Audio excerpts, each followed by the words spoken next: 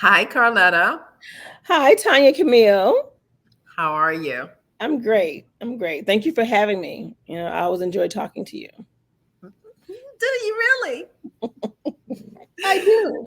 Welcome everybody to the afterthought. This is a pretty much I asked the person that I'm going to release on Monday to come back because there's some questions and things that I missed that I wanted to ask. And so this afterthought is today with Miss Carletta S. Her, director slash producer. I want to thank you as always. It's always a blast talking to you. I'm not sure if I'm telling the truth, but it is. It is. So I only have three little quick questions I want to ask you. And the first question does have to do with your directing and you being an international award-winning producer, which is what your goal is and what you plan to do. And Yep. you talked about Tyler and you talked about Oprah and you talked about how Tyler had a niche. And I didn't ask you, what is your niche? What would be your niche of films that you would like to be known for and Mm. how they will be an impact to the world? That is a great question. So my niche, I like to think, my for my doctoral work is about Black girl leadership and entrepreneurship. Like that's my focus. That's my jam, my space I like to be in. And I think from a creative standpoint, it's still Black girls and Black women. I like to think of if I think we're both of a certain age. So you remember the ABC after school specials, right?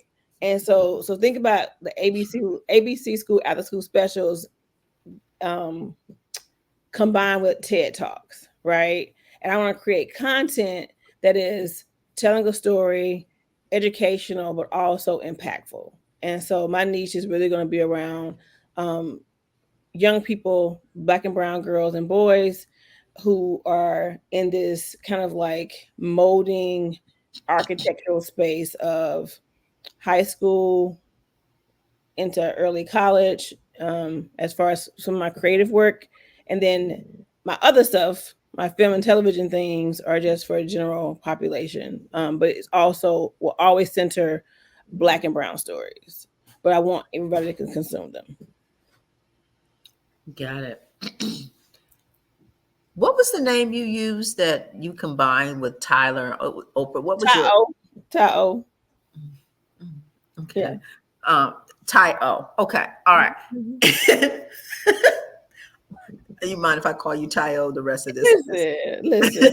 And I also, I'm in love with Ava and Issa right now as well, but also Mara Akil. But I think during that time when I came up with Ty O, and of course my friends still call me that periodically, it was Tyler and Oprah, these really dominant forces in this space. And it's like, where do I want to move? And now that I'm looking at international spaces, I definitely embrace the idea of what Ava's doing, what Issa's doing, and also Akil. Mara Akil. Yeah, she's and if I can do a little plug real quick, I have a short film series called The Routes, and we are focused on three Black women in media who are still alive, who I feel have not gotten their justice due when it comes to their flowers. Charlene Hunter Galt, she was the first Black student to attend UGA's greatest school of journalism. Her, along with her counterpart, Hamilton, whose last name I can't remember, Hamilton Holmes. And then I have Barbara Brandon Croft, who was the first Black woman who had a national syndicated comic strip in the mainstream press. And then thirdly, Yvette Lee Bowser. And Living Single, all those she created the format for a friends living in a space in New York City and navigating that lifestyle. So she actually started before there was a Friends or girlfriends that was living single. And she was 27 years old when she became a showrunner for her own show on the CW called Living Single. And so I'm celebrating those three women. Again, I talk about the ABC School Special meets TED Talks. It's like that, right? Having this whole conversation about what they've done in media and reaching to show other Black and brown girls and boys that they can do these really amazing things, and all of them are still living. There's this all happened, quote unquote, in our lifetime.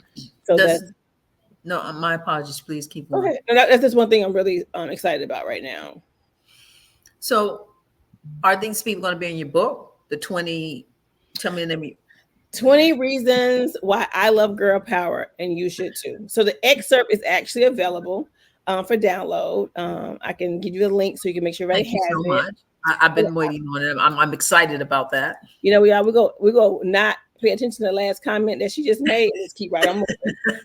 So that book has been a labor of love for quite some time. And basically I just interview informally girls I've talked to, worked with, and talk about how do you feel empowered? What makes you feel powerful? And these are some of the characteristics that came out of it. There were more than 20. I just chose 20, just one nice round number. And so the book looks at the definition, a quote, and some sort of story or experience that relates to that, and then some sort of activity at the end. It's a very interactive book. And so the excerpt is the first, no, not first, it's 3 chapters, and it gives you an idea of kind of what to expect when the book comes out. Hopefully later this year, first 2025. Very, very cool. I'm excited about that. You should be. I'm excited about that. Carletta, as you talk about that, and you're very passionate about helping Black women, but especially Black young women. Yes.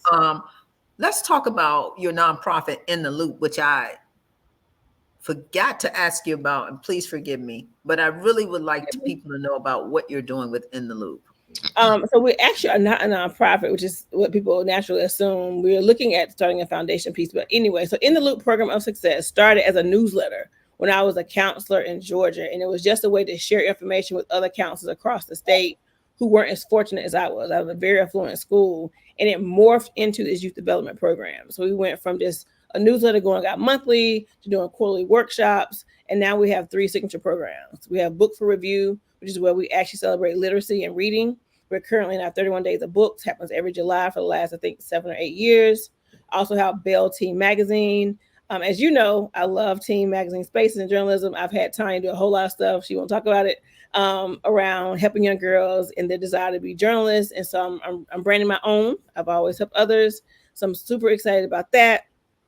And then last, we have a thing called the Girls Empowerment Seminar Series. And that's where we do quarterly workshops because I believe in long-term impact. It has to be consistent and ongoing. And we do financial literacy. We talk about Born to be a Diva. We talk about the beauty inside as well as outside, and arts and humanities. I love the arts. I'm a fan of the arts. I love live theater.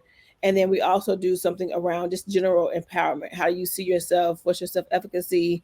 We talk about self-esteem a lot, but self-efficacy means how do you value yourself? What do you see about you that's a value? And we know during COVID, a lot of that was questioned and kind of talked about in a space of like, it came to a head. We really aren't doing enough to fill our students with feeling value about themselves. So that's what In the Loop program is currently doing, and excited about some of our current partners and our work in that space. But yeah, so it's my youth development company, been around for 20 plus years, got my little logo on right here. But always looking for partners and engagement. And so the book is part of that effort, just working with girls, but also really focused on how can we expand their horizons and connecting them to success through journalism, through books, because literacy is so important, and then general empowerment. Let's talk about the leadership piece. You're big on Black girls having leadership. And so my question is,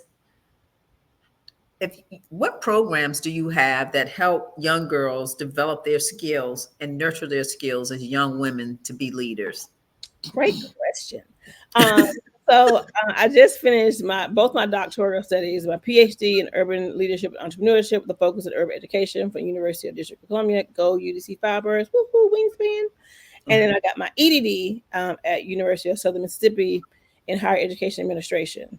And both programs, my dissertation at UDC and my capstone at USM, focus on Black girls. So the first one was the limitations of Black girl leadership, that looks at what systematic things are limiting their ability to be leaders. And then my capstone talked about Black girls who in high school are vibrant leaders and excited about leading their community, don't do anything at a PWI. They go to college and literally revert back to being just a regular student and not pursuing leadership. And so doing both of those research studies and talking to people and doing my presentations, I began to think about what can I do to support Black girls in being leaders and entrepreneurs. So what I'm working on currently is my social impact ed tech venture called Coaching Connections. and it's a fellowship. And so we basically, hopefully, our beta cohort will start later this year. Woo-hoo, we get funding. If you're out there listening, please write a check.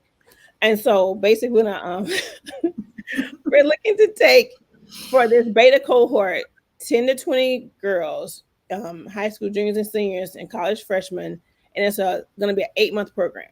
They get a stipend because we also want to make sure that if we put them in a first class environment, they don't feel like second class citizens. And we already know resources are a barrier to entry. So whether it's making sure you have your hair tightened up where you want it, maybe you want purple curls, or you want your braids, or you want a nice straight look, whatever it is, right? Do you have the attire you need? Then transportation, like, we'll say, oh, can you meet us over at the Kennedy Center? Well, we know if you live in DC, there's no metro stop at the Kennedy Center. You have to take a bus. And so we want to make sure that we give them the financial support to make sure there's no barrier to entry. So in addition to that, they have monthly coaching sessions. We also do one-on-one engagements with them and a coach. And then arts and culture, because that part of life is also like cultivating that other experience for them. So whether it's going to arts and cultural events, maybe it's going to a picnic, but also community impact. So the leadership program we designed hits all three of those. It's like the finances, no barrier to entry. You can pay for your Uber. You can get a new outfit. You can get your hair done. You'll be talking to individuals who look like yourself and their positions of where they are. You'll also be talking to coaches one-on-one about your specific areas of strength and weaknesses to work on. And then we have the cultural component that gives you a chance to be a well-rounded individual in person, because that's important. You can't walk into a space only knowing, okay, this is the only thing I'm talking about is business, but we want to have a real well-rounded experience. And then for us, community impact means volunteering, giving back. So that's the program we're working on. Right now we're still getting our capital, but our goal is to launch in the fall with 10 to 20 Black girls from juniors in high school to college freshmen, and take them to the 8-month program. And they'll be connected with mentors and coaches. And our coaches are actually social workers and counselors who, like myself, who have the background to work on that social emotional piece. So it's not all about, okay, you said you want to be doing X and Y. It's also how are you feeling? What are you doing? How are you taking care of yourself? It's got to be an opportunity for them to know that there's a person there who can actually help them not deal with just the academics and the professional stuff, but also the personal, because we understand that if you don't feel good about yourself, you don't feel you're in a good place, it's hard to focus on those pieces that make you a good leader. So I love the program. It sounds exciting. And it's a couple of questions I have about that. But the first question I want to ask, to get your hair, to get your nails, your Uber and all that, you guys they need to have quite a stipend here. Right. I feel like I want to be in the program.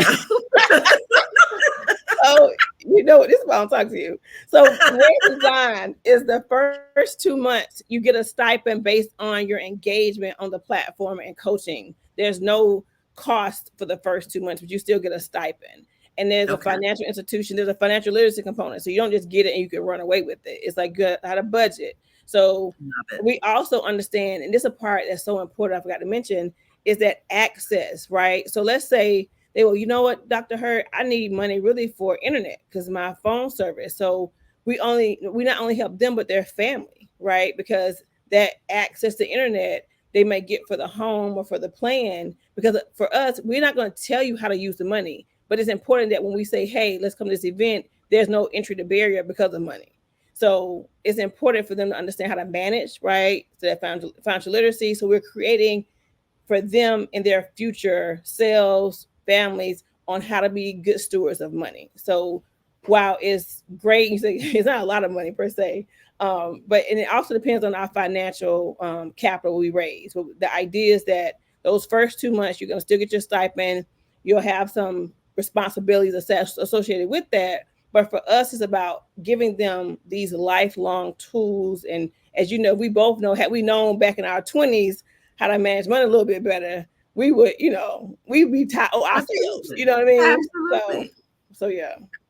Absolutely. But oftentimes our family structure isn't set up that way because you can't teach what you don't know, right? Exactly. Yes. Amen. I want to go back to your research. You said you researched Black girls and leaderships and the systems that cause them not to really excel. What were some of the things that you found? Okay. So what we am I excited? Okay. So so UDC specifically look at black girl. It's called Black Girl Leadership Limitations for Black Girls. And most people assume you're talking about black girls. We're not. So the system denies some things, and I was like three. I'll use three. So one is called warm demanding, that they don't have people in their lives. Let me back up. In the educational system, I'm talking about what happens in schools, right? Warm demanding means that I'm understanding, but also requiring you to do more. And what happens for black girls is they're in a school, and non-minority teachers and some minority teachers, because all kinfolk ain't skinfolk, will say, "Oh, Carletta, we know you're coming from a poor situation, so they don't expect you to do much.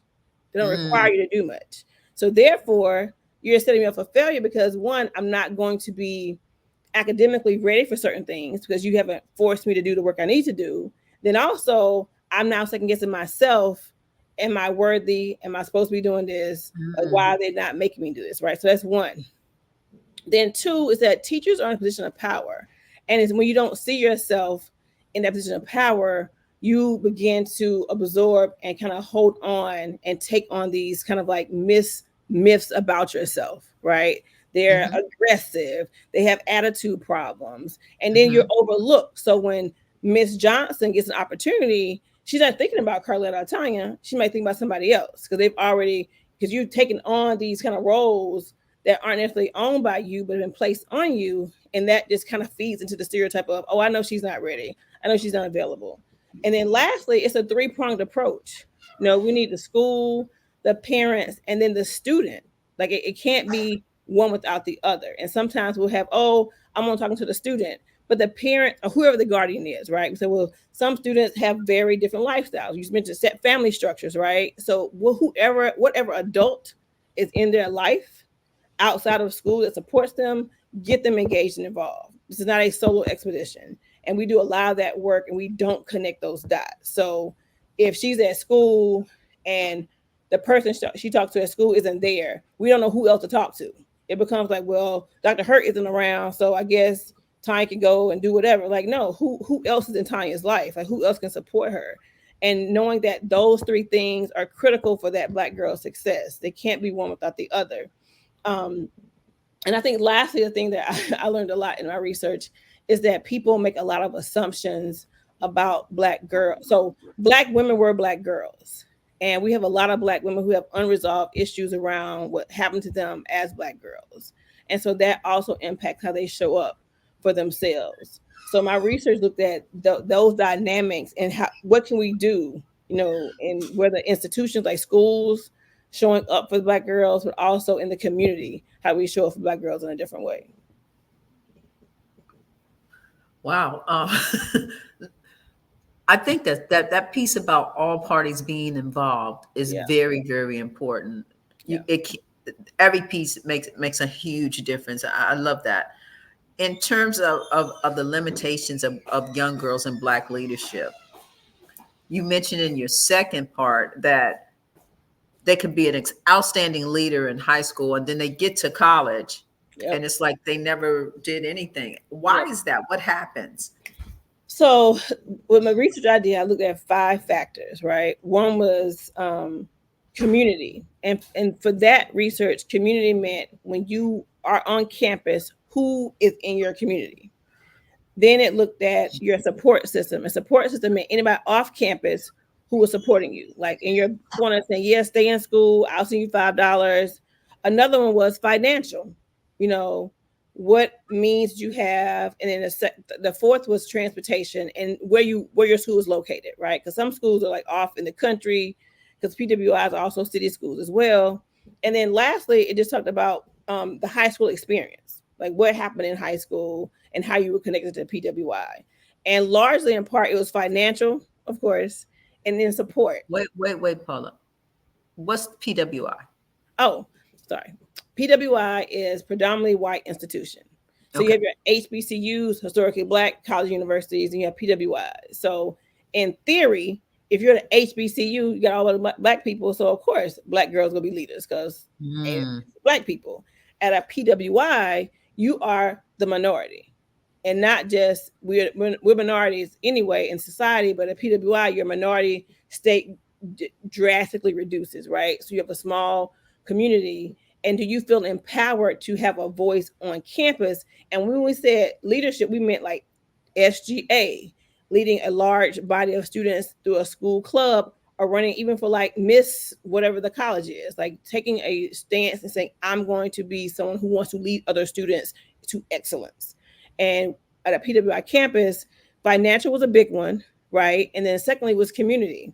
And community for them was who can I see on campus that looks and sounds like me. And it didn't whether and for the our for my research, it was a combination of a teacher, like a direct, like this is my professor, or knowing that in my department there were people who looked like me that I could go to. Then also campus wide, I recognized like, oh, maybe the dean of this department or the student activities coordinator, but there were people on the campus. So those are the two highest factors in how Black girls were able to navigate if they chose to, right? But a lot of them chose not to, for those reasons.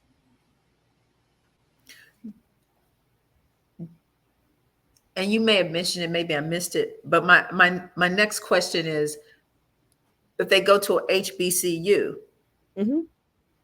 do they continue to excel as leaders, or is only this only phenomenon happens at a PWI? That's a great question. I didn't even look at HBCUs for the simple reason of when you go to HBCU campus, because you're the majority, right? And there are so many powerful Black and brown individuals. Your desire to lead is encouraged, is almost like expected. But at PWI, where you're the minority, you're not always even considered. And that goes back to my original research about the limitations. They don't even see you as a leader. So that's how they're connected. And so while I did not look at HBCUs as far as like doing any conversations with those students, I went to HBCU. I was active in high school, if you can imagine. And I hit campus. I was like the features editor of the newspaper my second semester, But I went to a PWI and I was just a writer. I just had an editorial space and I could submit, but it was one of those things where at the HBCU, not only was I a features editor, it was a paid position. And I'm talking about my freshman year in college. So the idea that my own experience speaks to the fact that I was a leader in high school. I came on campus, it was encouraged, given opportunities, even in the accounting department. Go shout out to A&T, North Carolina Agricultural and Technical State University in Greensboro, North Carolina, home of the Aggies, that as a freshman accounting major, I was told you would be going to the career fair to meet people. While you cannot qualify for an internship, you need to be there to meet people, to build relationships. Like, that was my freshman year. So coming into the space, they like, you need to put yourself in opportunities so that when you're ready to do something, it's available to you, right? Whereas that's not always the case at the PWI, especially for Black girls. I probably already know the answer, but I have to ask, did you find any solutions to The when PWI kids? situation. Yeah. So a lot of it goes back to that support system, right? So they talked Mhm. about how it was financial, meaning that they either were looking for ways to pay for school. So leadership just wasn't in the wheelhouse unless that position carried some tuition assistance. So that goes back to financial, right? They're trying to pay for college. So in their mind, I don't have time to figure out how to be SGA, whatever, because I'm trying to focus on this. And the community piece was, if I knew somebody on campus who could help and support me, maybe answer some questions, give me those resources. Because part of it is, I didn't even realize, honestly, when I applied for a position at Georgia State, I was given a a graduate research position.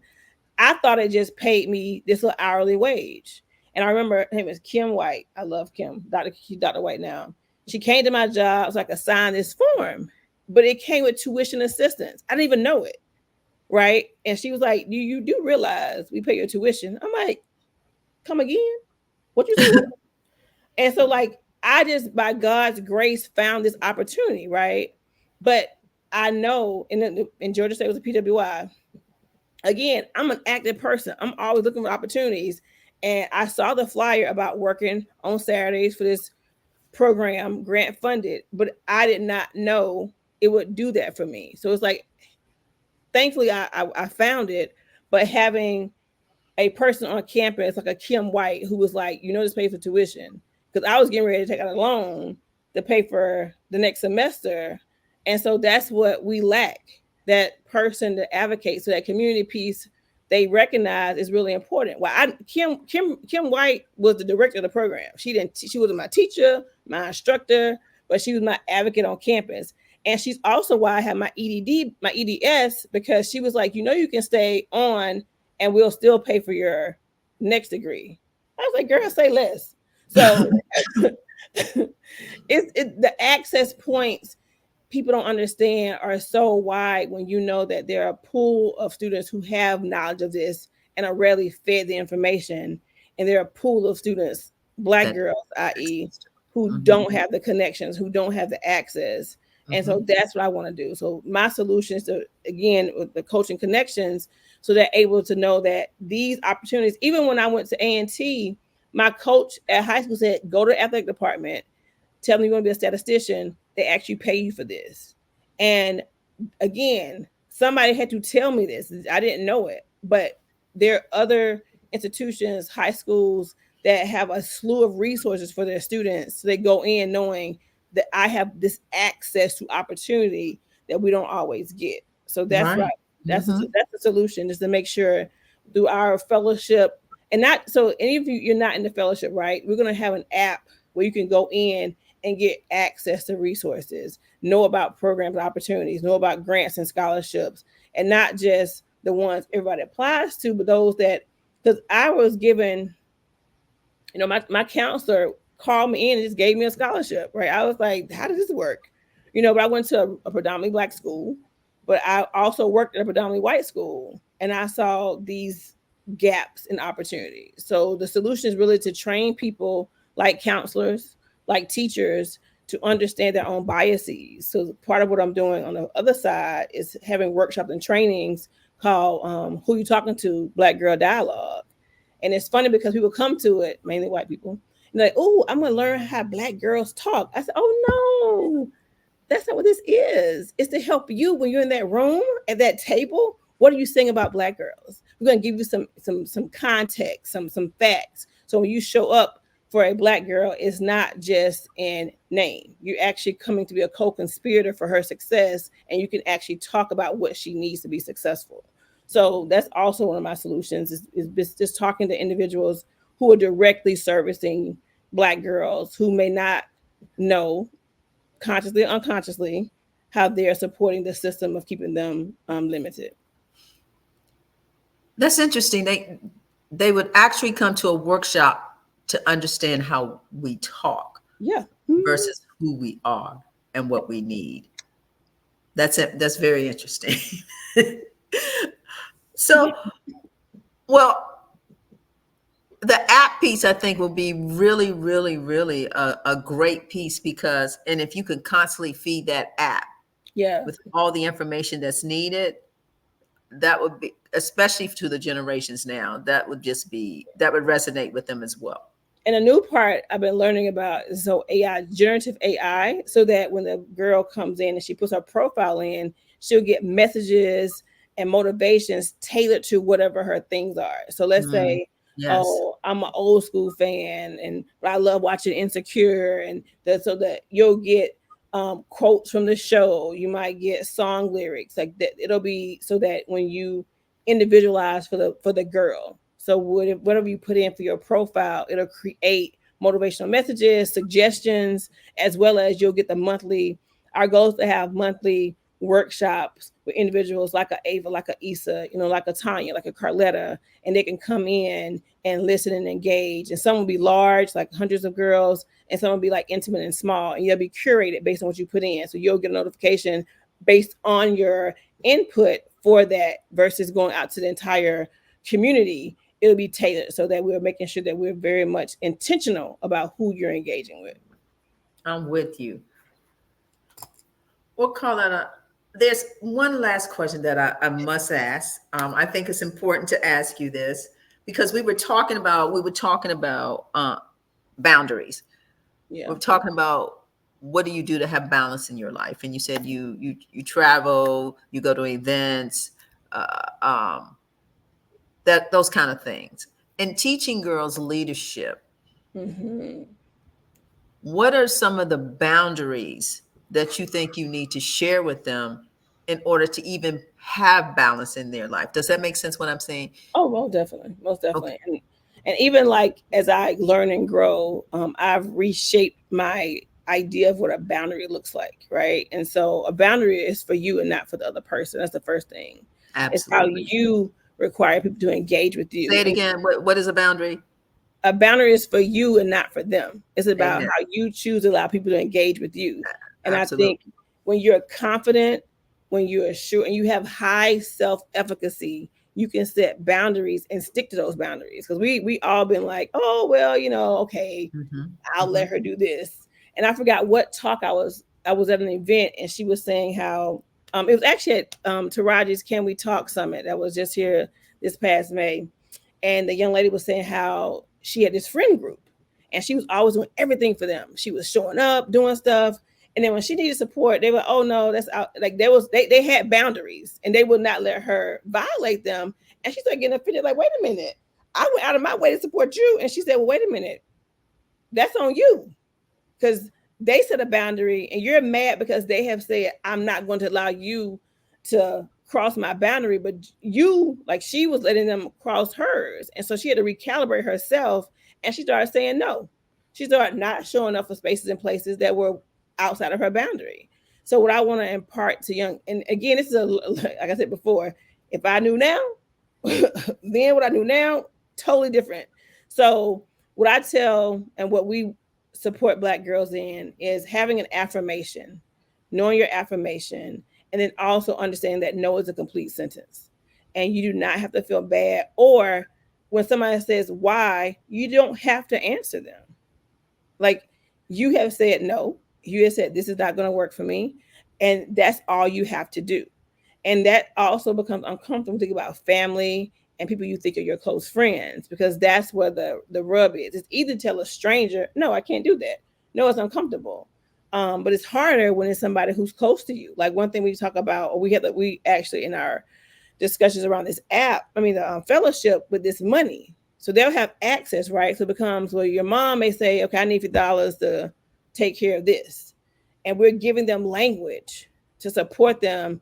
And it's not a no, it's not, oh, I'm not allowed to do that. I'm going to, jeopardize my ability to be in this fellowship if they ask me where this money is coming from and where it's going, and I can't show them a reason associated with the program, right? So we're training them to understand that we have to navigate boundaries with everybody in our lives, and we have to be respectful, because you can't say hell no to your mama because we ain't trying to get you kicked out of the house. But we also don't want you out here depleting your funds and your resources to build you as a person because you feel obligated to support your family. And we don't want you to not to lose that feeling, because that's important. So for us, because we know the culture we live in, because our culture is very different, right? It's communal, it's about family, it's about respect.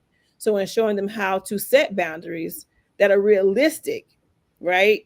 And also being able to verbalize how to maintain that boundary. And that's going to be different for every girl, but that's the basic skill set we're teaching them. I receive it. I receive it. Well, I But tell you can't you. borrow $5. Okay, I got it. But yeah. I receive it. So, Carla, as always, it's been a pleasure. Yes. Thank you for coming back to and letting me have my afterthoughts with you to just get your insight. Made sure that I wanted to cover all the bases and having the pleasure of speaking with you. I know. Thank you. I appreciate the conversation and got me go, oh, I gotta go my research and pull it back out and some areas I'm like, oh, that's right. But just excited also just about this work and talking to people like you to just be able to share with more people, and know that I'm always open looking for partners. Feel free to reach out. We're in the funding phase, so love to Where can people reach you?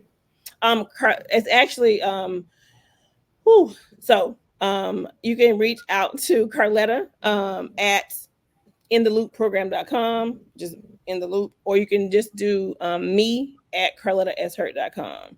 And so the book itself, the excerpt, I'll share that with you, Ty. You can put it in the information. It's a landing page. Go to it, put your email in, you'll get the excerpt, and then you'll also be included in our promotion about our book launch, hopefully in October, and getting people excited. And just also just talking about Black girl experiences and girl experiences across the country.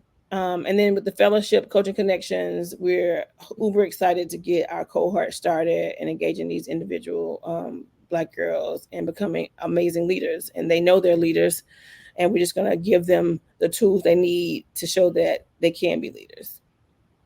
Absolutely. Well, I thank you personally for all the work that you want to do with our Black young women growing up in this world today. It's not easy. And to have someone who wants to give them some direction and show them different perspectives of life is always, always a blessing. Thank you. I received that. I appreciate it. Good, good. So that's our show with the afterthought. And it's been wonderful as always. Check out Carletta on Monday. We'll have you. That's where we'll have our initial interview, and we'll be releasing this Thursday. It'll be Thursday when you see this nice interview with Carletta Hurt. Thanks, Carletta. Have a Thank good one. you. Have a good one. Deuces.